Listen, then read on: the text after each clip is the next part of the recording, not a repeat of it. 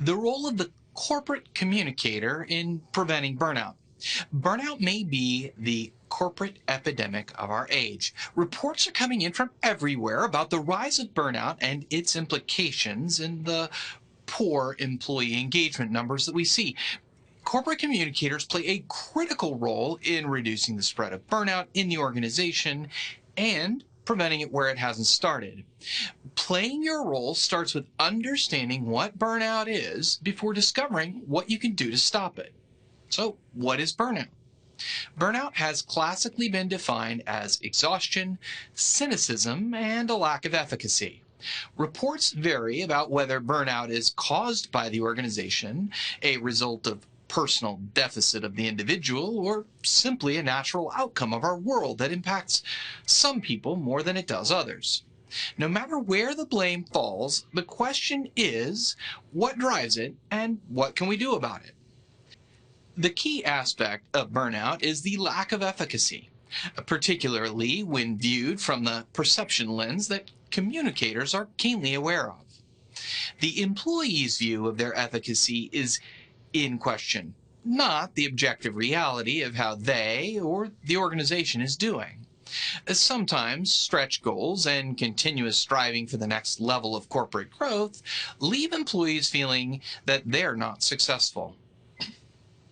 What about those stretch goals?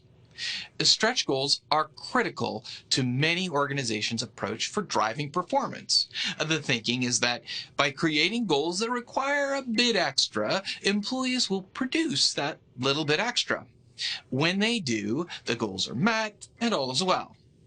But the challenge comes when employees deliver solid results, but not the stretch goals that were hoped for. Should the employees view this as a success or as a failure? Too often, the message doesn't make it through that solid performance can still occur when stretch goals aren't met. Instead of celebrating the successful completion of solid performance, the focus is on the missed stretch goals. This leads to employees who don't believe in their own efficacy, the efficacy of their team, or the organization. And that sets them up for burnout, particularly from the perspective of the continuing march of the next set of goals. Speaking of the next goal, as communicators, we're expected to help the organization realize what the next goal is.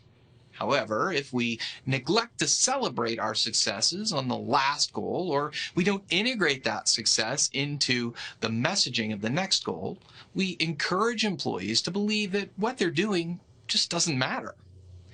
Feeling like nothing you do matters is a driver to burnout and something we want to avoid. The more we can draw a connecting line between the success and the behaviors of the team that they did to create the success, the less likely they are to believe that their contribution didn't matter. So what's the communicator's role? As a corporate communicator, you can slow the fire of burnout through your organization with these 3 simple tips. 1. Celebrate successes. Too little time is spent celebrating successes inside of organizations. Because we forget that, due to our human nature, we don't hear successes with the same intensity as we hear failures and misses. 2. Connect activity to results. Too few people are recognized for their contribution to success. Connecting the key activities that led to success allows employees to connect their contribution to the results, allowing them to see that their contribution matters. 3. Connect the next goal to the last success. The constant march of new goals can make everyone feel like progress isn't being made. To combat this feeling, focus on how the current goal was made possible by the previous success. In the end, the corporate communicator isn't the only actor in the play of burnout in the organization. However, it is a powerful role in preventing the play from becoming a tragedy. A few well-timed communications can help bring a light-hearted comedy and even dispel hints of burnout.